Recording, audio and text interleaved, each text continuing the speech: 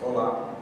A primeira questão do Segundo Exame de Qualificação 2013, temos como texto base uma tira do Luiz Fernando Veríssimo, As Cobras, pautada na linguagem verbal e não verbal. Uma questão de nível fácil, o gabarito da questão número 1 é a letra C. Vamos à resolução. Ela questiona a tentativa de desaparecimento da personagem Minhoca, que se dá no segundo quadro da tira. Ela se fundamenta pela ausência de moldura do segundo quadro da tira, portanto, justificando o gabarito de letra C. A questão número 2 solicita, ainda sobre a tira do Luiz Fernando Veríssimo, a mensagem que fica subentendida através das afirmações do último quadrinho, a pulga e a pulga. E questiona o seguinte: a fala da minhoca revela uma reação comum das vítimas de discriminação. O gabarito da questão número 2 é a letra B. Transferir seu problema para outro grupo. Enquanto as duas cobras conversam sobre qual seria a forma mais baixa de vida, a minhoca grita do buraco, a pulga, ou seja, transferindo a discriminação, o objeto do seu sofrimento, para um outro ser que seria a pulga. A questão número 3 traz o seguinte questionamento: na tira, as duas cobras estão dialogando entre si quando a minhoca interfere.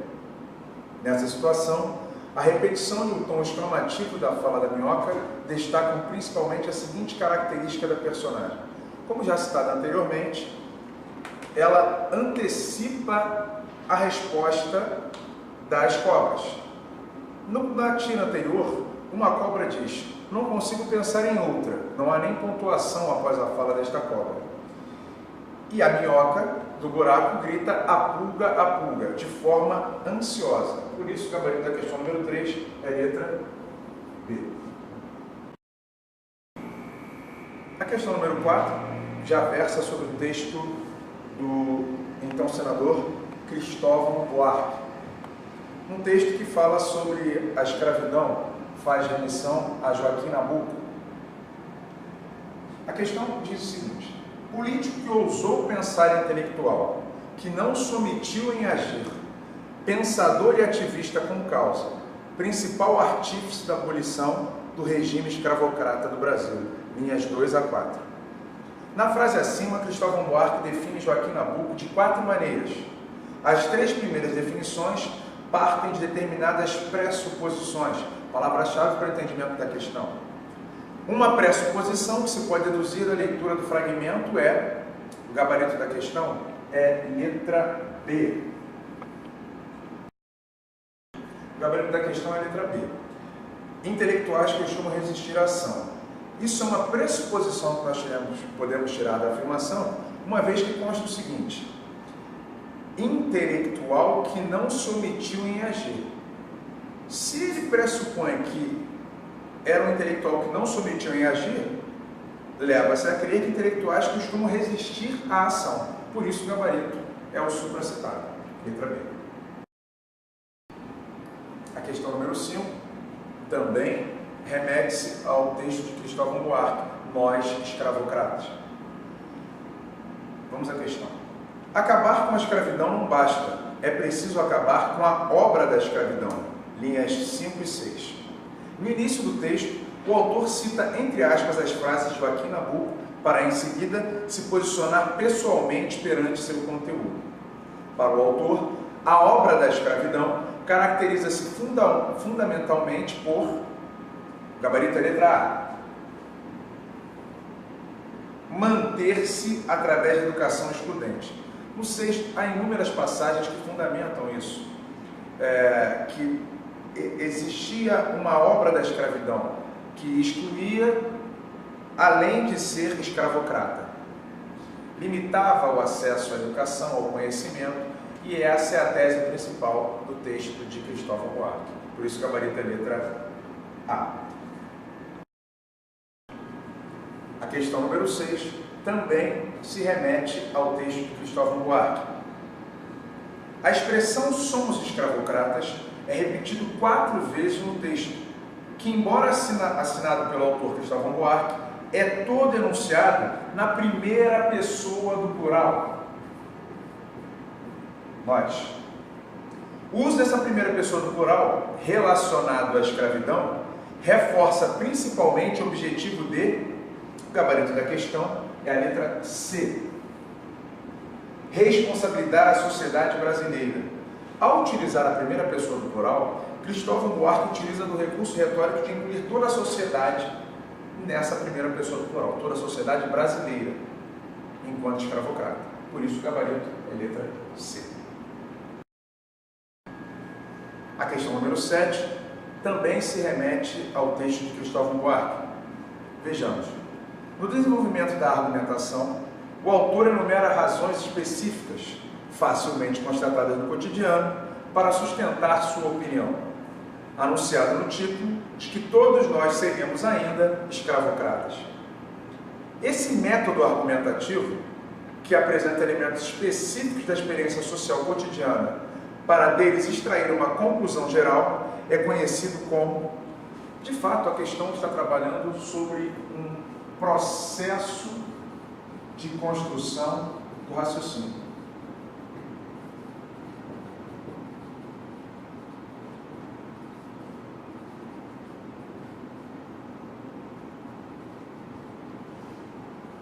Nós podemos ter de duas formas, dedutivo e indutivo. O gabarito da questão é letra D, uma vez que, quando nós partimos do particular para o geral, como diz a questão, nós temos um raciocínio indutivo, que pode ser facilmente representado por esse símbolo. Aqui, particular, e aqui embaixo, com a base maior, geral. Então, o processo de construção do raciocínio, seguindo de cima para baixo, quando é estabelecido dessa forma, é conhecido como indutivo. Por isso, o gabarito é a letra D. A questão número 8, ainda sobre o texto do Cristóvão Buarque, um texto emblemático, tratando sobre as questões de escravidão, né? Vamos lá. Somos escravocratas ao deixarmos que a escola seja tão diferenciada. Grifo, a preposição a e o artigo o, de ao deixarmos. A forma sublinhada introduz uma relação de tempo. A ela, entretanto, se associa outra relação de sentido. Essa outra relação de sentido, presente na frase acima, é de... Quando lemos essa frase, somos escravocratas ao deixarmos, é como se disséssemos quando deixamos que a escola seja diferenciada. E ela introduz uma relação de causa.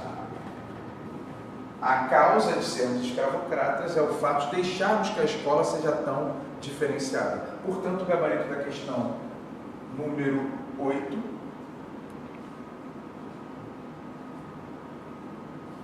é a letra A. Questão 9, também sobre o texto do Cristóvão Buarque, Nós, escravocratas. Antes, com a proibição do tráfico, a lei do ventre livre, a alforria dos sexagenários. Agora, com o Bolsa Família, o voto do analfabeto ou a aposentadoria rural. Medidas generosas para inglês ver e sem a ousadia da abolição plena. Linhas 34 a 37. O fragmento acima apresenta duas enumerações que, separadas pelo tempo, exemplificam um mesmo processo. Para a leitura do 8º parágrafo, pode-se concluir que os exemplos enumerados se referem a, como o próprio texto diz, o gabarito é a letra C. Esse trecho se refere a medidas parciais, o que seriam medidas paliativas. Ou seja, que não teriam uma ação efetiva, não pontuais. Por isso, o gabarito da questão é a letra C. A letra C diz medidas parciais. Nós explicaríamos como uma ação não efetiva, somente paliativa, superficial. questão número 10, ainda sobre o texto do Cristóvão Buarque, texto que mais abrangeu questões, trata sobre processo de formação de palavras. Ficamos na mesquinhez dos nossos interesses imediatos, negando fazer a revolução educacional, que poderia completar a quase abolição de 1888, linhas 39 e 40. A criação da palavra composta, o que seria um processo de formação de palavras por composição, composição por justa posição, composição por justa posição, cumpre principalmente a função de gabarito, é a letra D. É quase abolição o vocábulo em questão, quase abolição. E o que acontece é o seguinte: o primeiro vocábulo composto restringe o segundo, por isso o gabarito é a letra D. A questão número 11 se remete ao poema de Carlos Drummond de Andrade, Igual, Desigual. O poema de Carlos Drummond de Andrade se caracteriza por uma repetição considerada estilística, porque é claramente feita para produzir um sentido. Pode-se dizer que a repetição da expressão são iguais é empregada para reforçar o sentido de, o gabarito da questão é letra D. Constatação da igualdade entre fenômenos diversos, que são enumerados ao longo do texto, como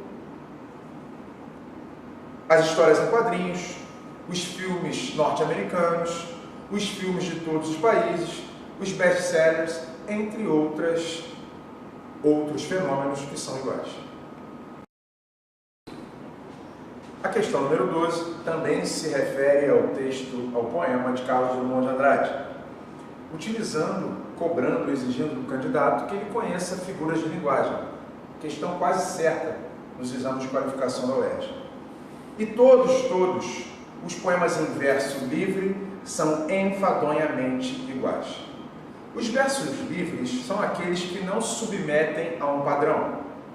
Considerando essa definição, identifica-se nos versos acima a figura de linguagem denominada. O verso livre é um verso que não admite limite, regra, paradigma. Ele é livre. Portanto, encontra-se nesse trecho uma antítese, o que se encontra na letra A. Há uma oposição existente nesse trecho. Portanto, o gabarito é antítese. A questão 13 também se refere ao poema de Carlos Drummond de Andrade, Igual, Desigual. Todos os amores iguais, iguais, iguais, verso 19.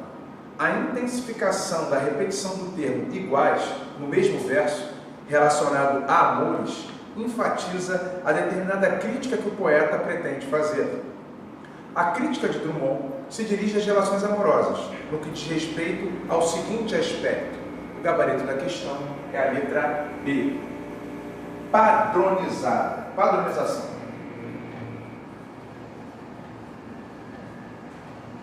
As relações amorosas, padronizadas para Drummond, significam que são repetidas, revisitadas.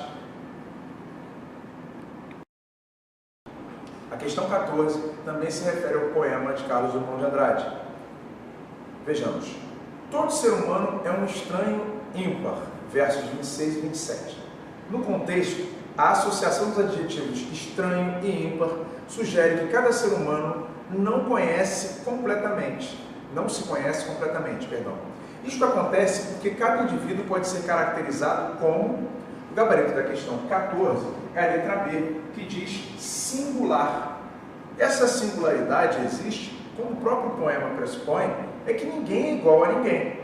Geneticamente, não tampouco afetivamente. Neste ponto, reside a singularidade. A questão 15, última questão do segundo exame de qualificação de 2013, também se remete ao texto de Carlos Drummond de Andrade, ao poema Igual, Desigual. O título do poema anuncia a noção de desigualdade.